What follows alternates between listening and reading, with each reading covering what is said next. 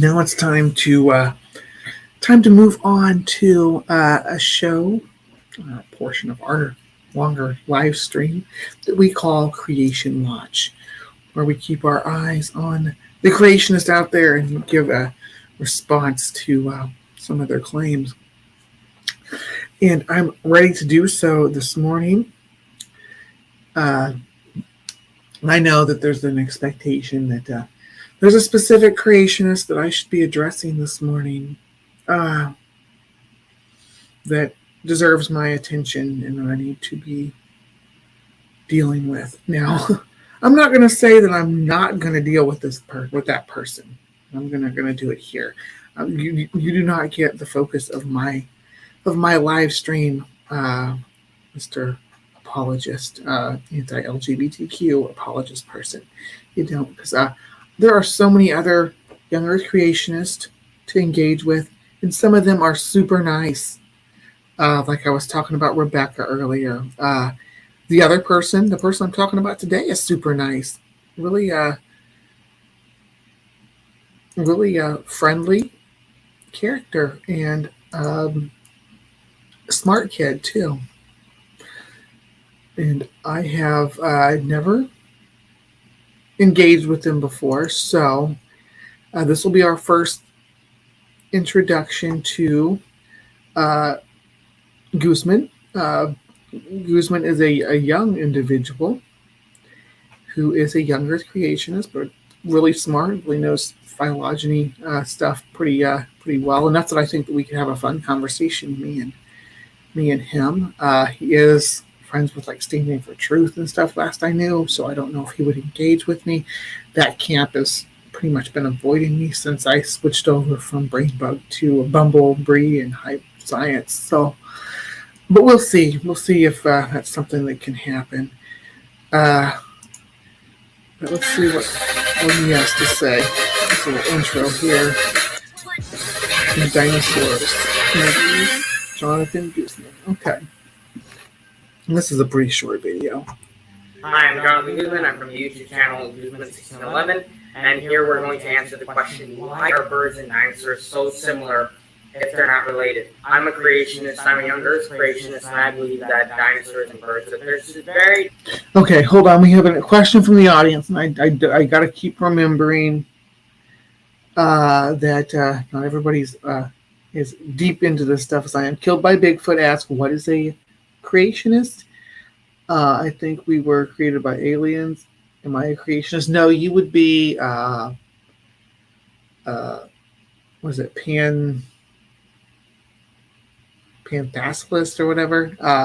But a creationist is a young Earth creationist, which is what Guzman is someone who believes the Earth was created in 6,000 to 10,000 years ago, and falls in the reality falls in line with the creation event as presented in the book of Genesis.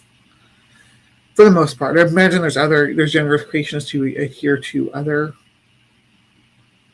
theologies or mythologies as well, but for the most part, they adhere to Genesis and think that man lived with dinosaurs and that all species are created kinds. But we're going to give Guzman a chance to make a case here. This continuity between the two groups, that God created birds on day 5. Is it echoing again? Probably most dinosaurs on day 6. This is how I would generalize things within creation. This is not... I'm going to end up making a video one of these days showing why this is kind of a bad overall generalization. So why are birds and dinosaurs so similar? Before I answer that question, I want you to keep this in mind. God created different organisms, right? God created different things throughout. Right, and I think that what we're going to run into here in this conversation is we're going to have problems defining whether is dinosaur a kind and bird is a kind, or are there kinds of birds? If there's kinds of birds, are kinds nested within kinds? I hope that we get some explanation. About days 5 through 6, right? God created different organisms and different life forms. Each life form is obviously going to be more similar to another life form than from another, right? For example, we are more similar to dogs than we are to fish, right? Let me actually, Dr. Matthew McLean wrote. Let me see if I can do anything for the audio, if there's bad audio.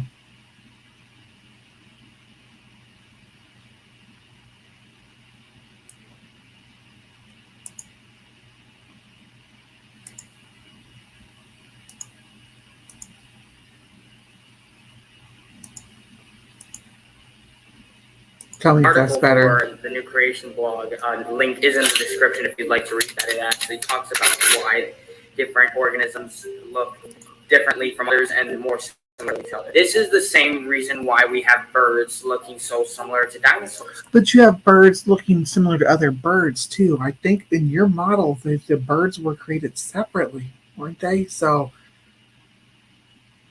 one kind of bird, like, let's talk about the birds in the Bible. Let's talk about the ones mentioned in Genesis. Let's talk about the dove and the crow. So the dove and the crow have a lot of what as a evolutionist, what we call synapomorphies, where they have physical characteristics that they share in common because they have a common ancestor. But in the biblical model, they don't. The dove and the crow don't have a common ancestor. They're two separate kinds. So are birds, is there a kind called birds?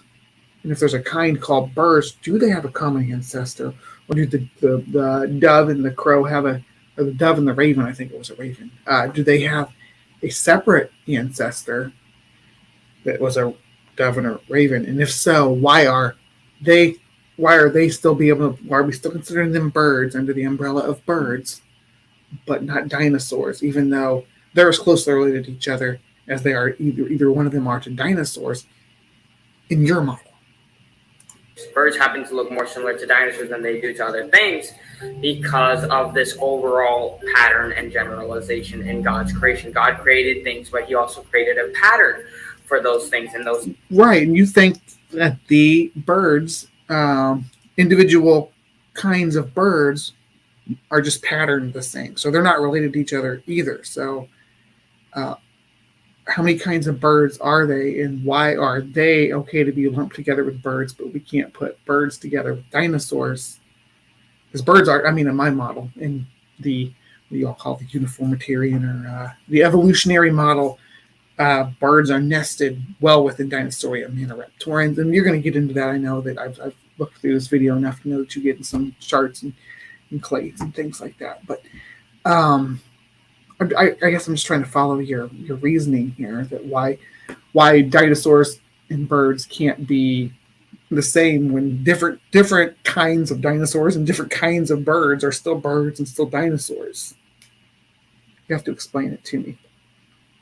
Things follow a pattern. Now that we've gotten that out of the way, let's talk about why birds and dinosaurs are so similar. It kind of is true that birds and dinosaurs are similar, but there's kind of a lot of discontinuity between the two also. I'm going to show you a graph here. This is a figure from the Duran paper in 2018, Duran et al., the Phenomenology of Dinosauria. This shows Maniraptor forms. So this includes your theropod dinosaurs and then your extant avialans if you don't think that birds are dinosaurs. Well, here is our figure, but right here we have our one. Yeah, they're gonna explore this more, and we're gonna be able to see it more. But let me break it down. What we have going on here. 6 is modern aves or aves. That's modern birds. You got like Gallus there. You got which is chickens. Then you got 5 is archaic birds. Birds from the mostly from the Cretaceous. You got Ichthyornis. These are birds that generally have like teeth and things like that. Very ancient. Now 4, you get into more basal theropods, but he's going to have they're going to explore this image a bit better here in just a moment. So I'll continue on. 1, 2A, 2B, 2C, 2D, 3, 4, 5, and 6, right? So this is actually a wishbone pattern. And if you watch my interview with Dr. Duran, he said this. I see I don't know what that is. Garudimimus. Okay, we have Shuvia here. Mimus, not Shuvia. Ornitholestes, Raptor, T-Rexes, T-Rexes in here. Okay, so we have one. It looks like this is an out group here, but you got Tyrannosaurus and Tarbosaurus. So we got Tyrannosaurus here. You got Gorgosaurus in there, Allosaurus. They're these little out groups, right? But in the checkered box there, you also see some other more, I want to say more bird-like, more aves-like, or aves. I always said aves growing up, but I think the proper way to say it is aves, A-V-E-S, the birds. Anyway, modern birds and their allies, neo-aves, or neo-aves, and paleo-aves.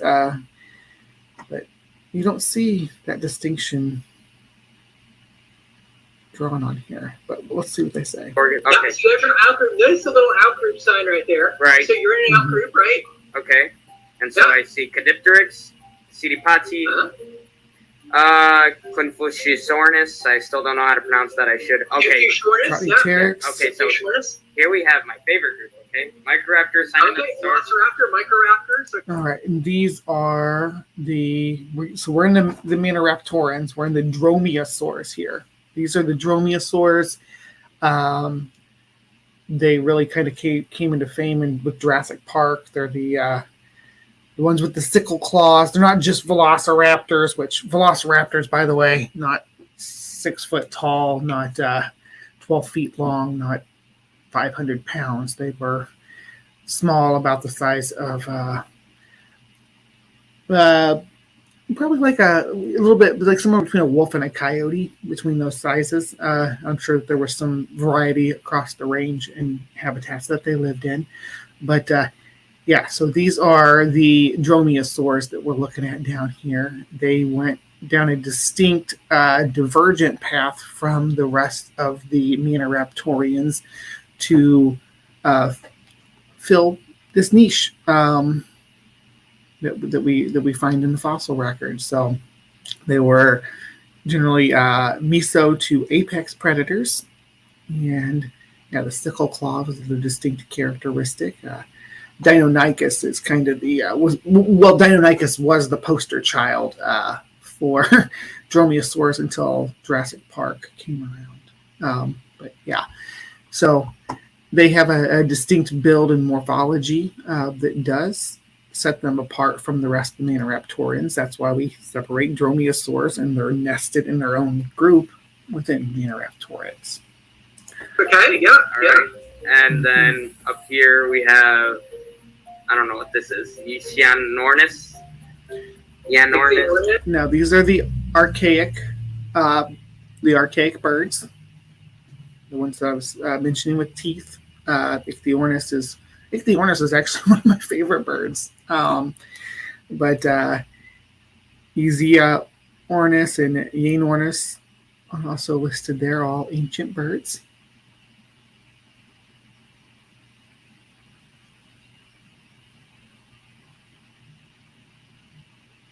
Yes.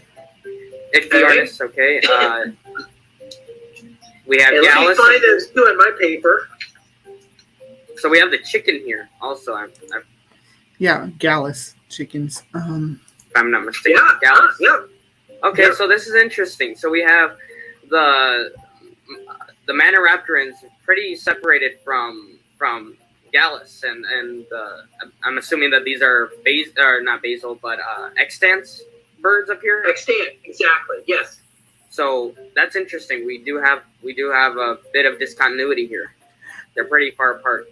It's funny that you say that, because you actually see a shift. Okay, so we have bottom center, we have the Dromaeosaurs, the other Maniraptorans, but we got to keep in mind that five is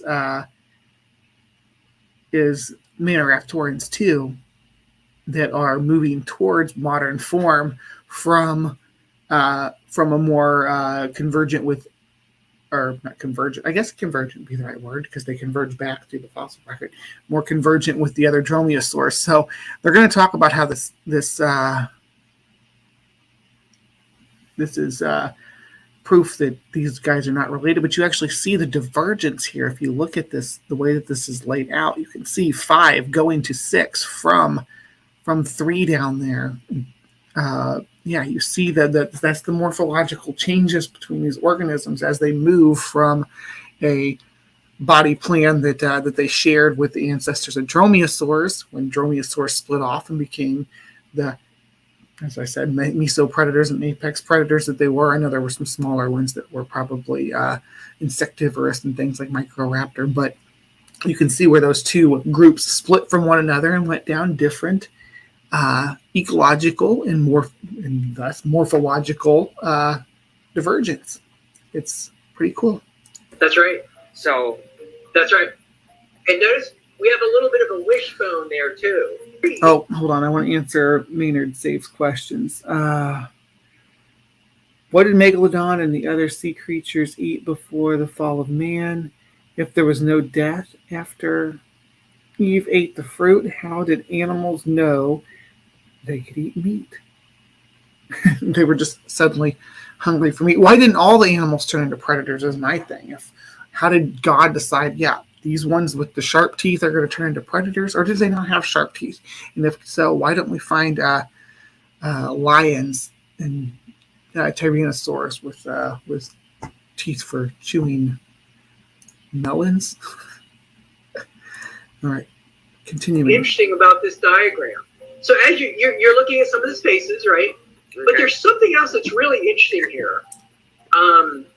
We have those little groups, right? Mm-hmm. And notice I have those numbers on there. Okay. Those numbers are the order that these groups appear in the fossil record. Huh. Okay.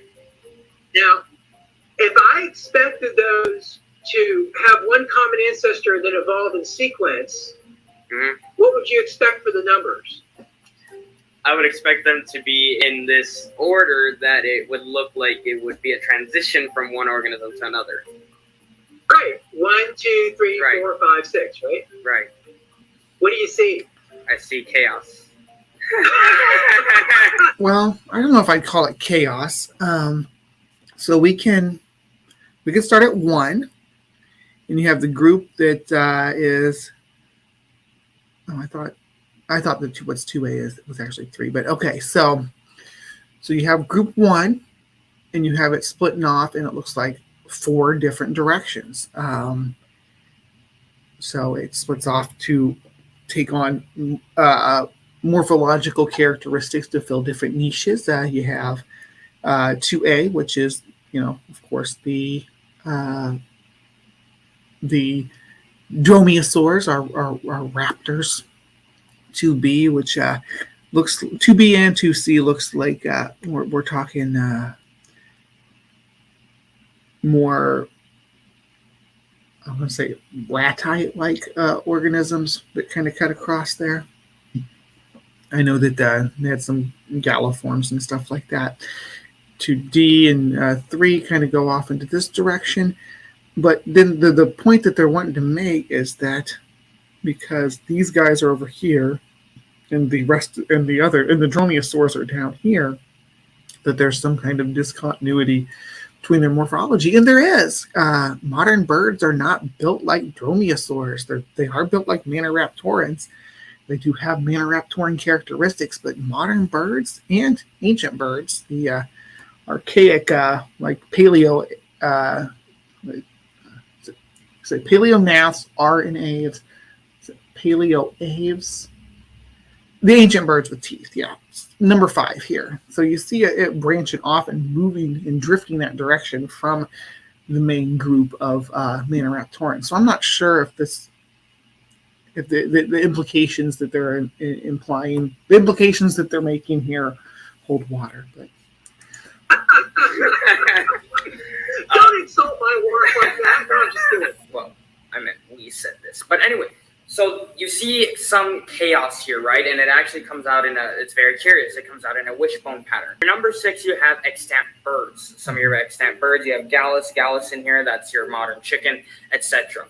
You have your out group, which includes Daspletosaurus, Tarbosaurus, and Raptor, Allosaurus, and Dialong. They're all kind of grouping together because they're very... And they're not Maniraptorans. We need to make sure that's the focus. These are just outgroups of other theropods who share synapomorphies with the other organisms on this chart. Distant from these other groups.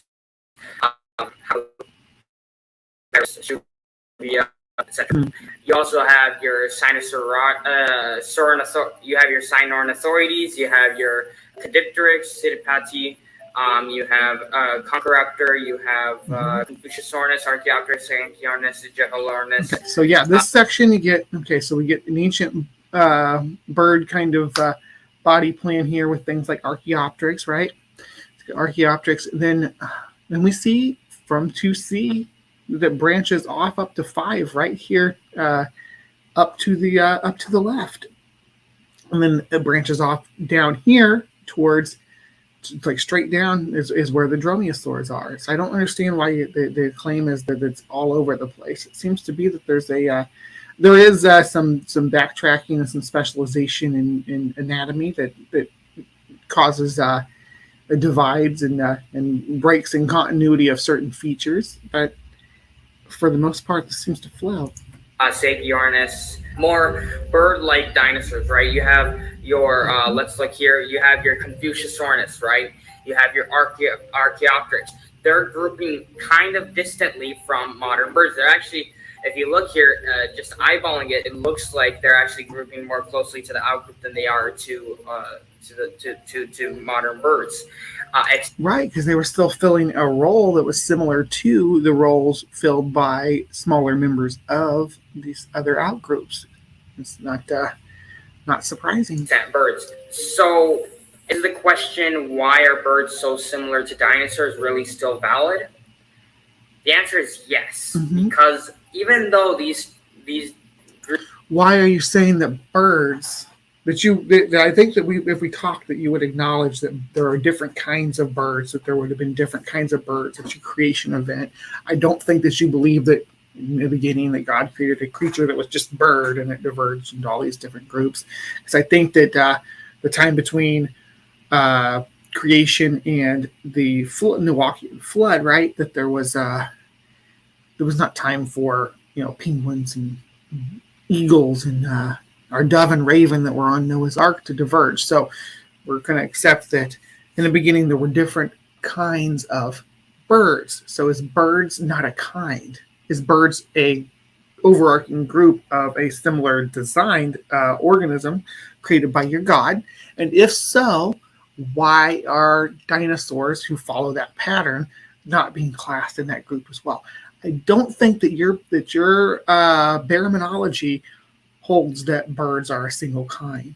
But I would love to get your response to that, Guzman. I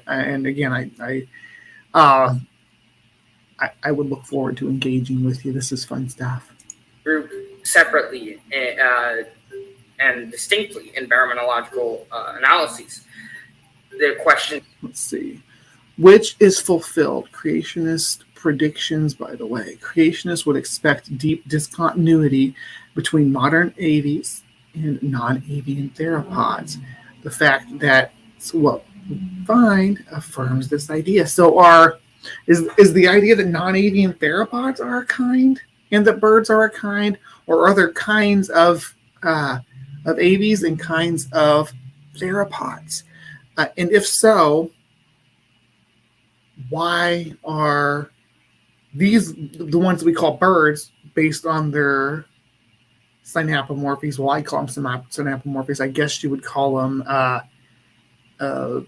analogous features. That why are they saying that they have these features? So they are birds, but the dinosaurs have these features. They are not birds. I don't understand. It still remains. Why are they so similar morphologically?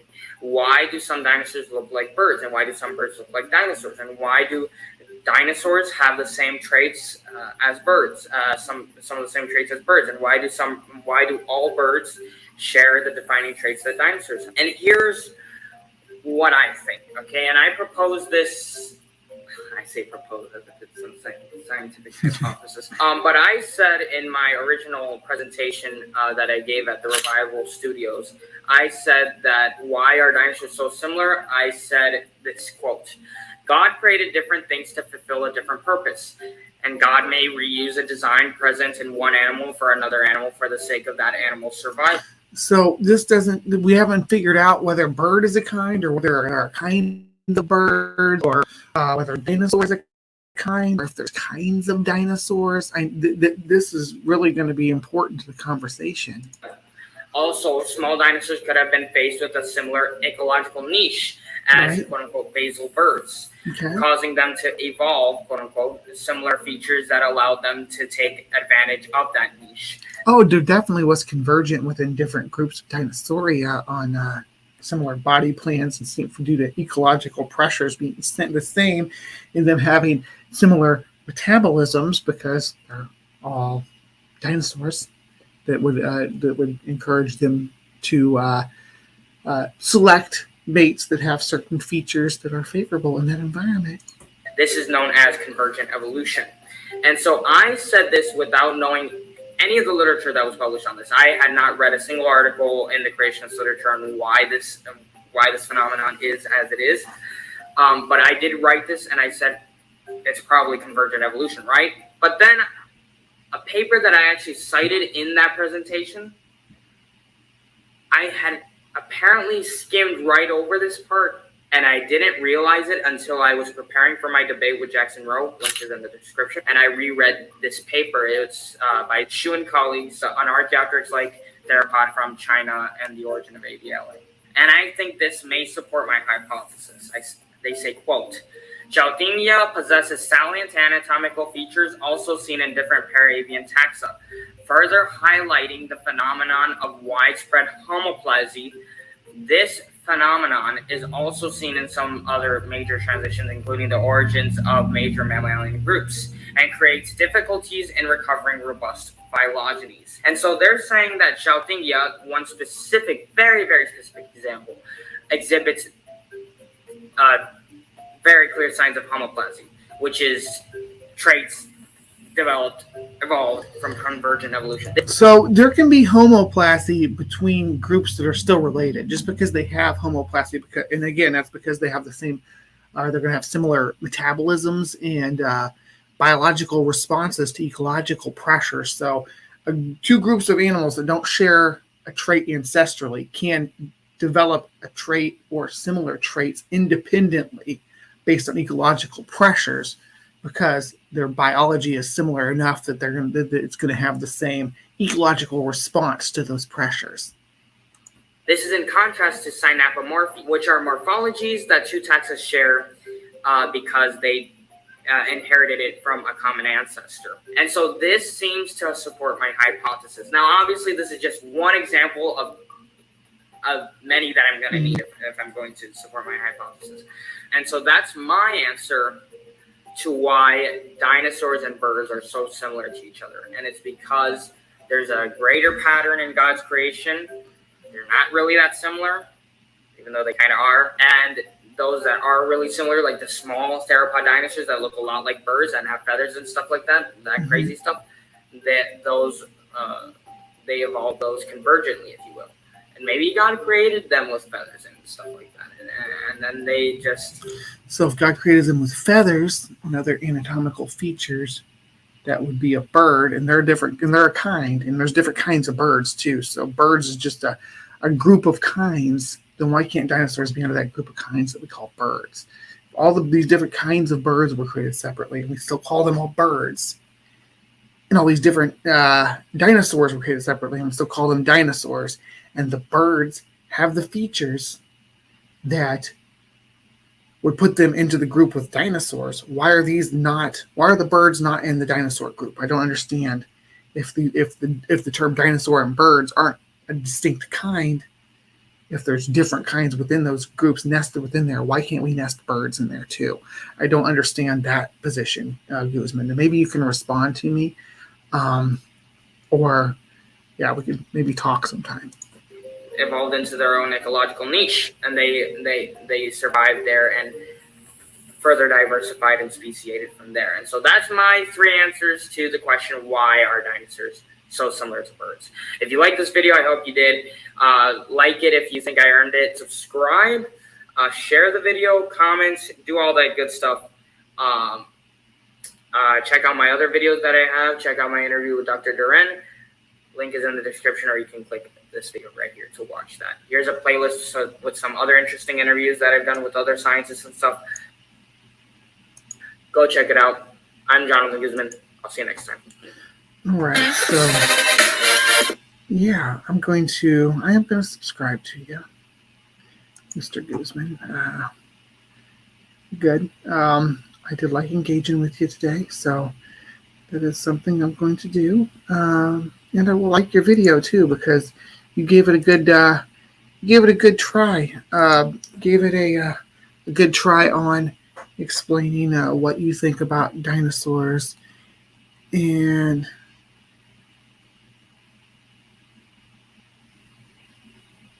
oh, thank you, Maynard. I'm on the big screen. On the big screen. So my thing is I need to know, is dinosaur a kind? Is bird a kind? Are dromaeosaurs a kind? Are raptors a kind? Are chickens a kind? Where are the kinds, so that I know how this is divided up? Are there kinds within kinds, as in chickens within game birds, or within and then those fowl within aves, and then aves within theropoda or maniraptora, and where's the kind at? Which are the kinds? We know that ravens and doves, at least according to the Noah story, were different kinds. They would have been different kinds of animals, because Noah took 2 of each kind, and he took a raven and a dove. Those are different kinds. So if a raven and a dove are different kinds, why are they still both birds?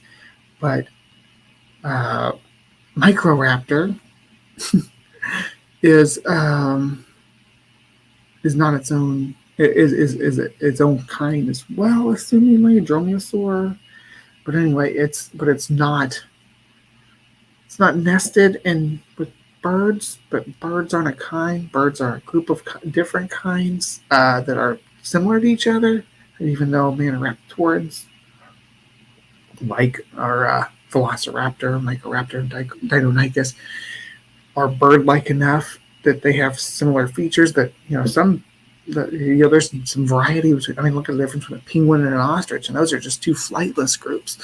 So variety within a kind, I don't know. You're going to have to explain it to me, Guzman. I'm interested in having a conversation, but you have to bring me up to speed. I do appreciate. Seems like a nice kid, a nice individual, and yeah, it's nice to deal with friendly creationists from time to time.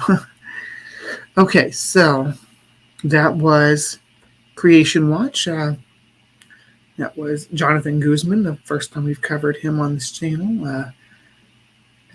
He brought some science, which is nice, and it's a nice change from most of what we deal with on CreationWatch is nonsense. So thank you, Johnathan, and we'll probably be revisiting you because you're a nice individual. Actually, I was going to, I originally started to engage with some of Peter's from Paleologos' stuff, and was looking for something of his to cover, because I was like hungry for a friendly creationist because of what I've been dealing with this week with unfriendly creationists.